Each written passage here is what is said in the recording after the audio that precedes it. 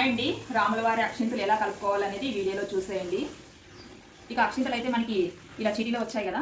ఇక మనం ముందుగా బియ్యం తీసుకోవాలన్నమాట. మనం నిలువ ఉంచుకోవడానికి మన తరతరాలు వచ్చేటట్లు మనం చేసుకోవాలన్నమాట. బియ్యంలో భద్రపరచుకోవాలి. ఇక కాస్త పసుపు వేసుకోవాలి, అలాగే కుంకుమ వేసుకోవాలి. నెయ్యి కానీ మన ఇంట్లో నూనె కానీ ఉంటుంది కదా, కొంచెం అలా వేసుకొని కలుపుకోవాలి. చూడండి, ఇలా బాగా కలుపుకోవాలి అక్షింతల్ని.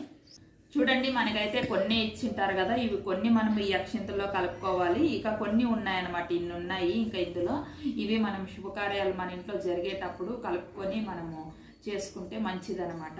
చూడండి, ఈ అక్షింతలు కూడా మనం ఇలా కలుపుకుంటాం కదా. అయోధ్యలో శ్రీరాముల వారికి 12 నుంచి 1 గంట వరకు శ్రీరాముల వారికి ప్రాణ ప్రతిష్ఠ చేస్తారు విగ్రహానికి. ఇక మనమైతే అప్పుడు మనం 12 నుంచి మనం ఈ అక్షింతలు పెట్టి మనం ఇంట్లో పూజ చేసుకోవాలన్నమాట. ఆ శ్రీరాముల వారి శక్తి అనేది అక్షింతలకు వస్తుంది. అప్పుడు మనం అక్షింతలు అనేది తల మీద వేసుకొని అందరూ దేవునికి నమస్కారం చేసుకోవాలి, కుటుంబ సభ్యులంతా. ఇక చూడండి, ఈ అక్షింతలు మనము దేవుని దగ్గర పెట్టుకొని పూజ చేసుకుందాం. జై శ్రీరామ్.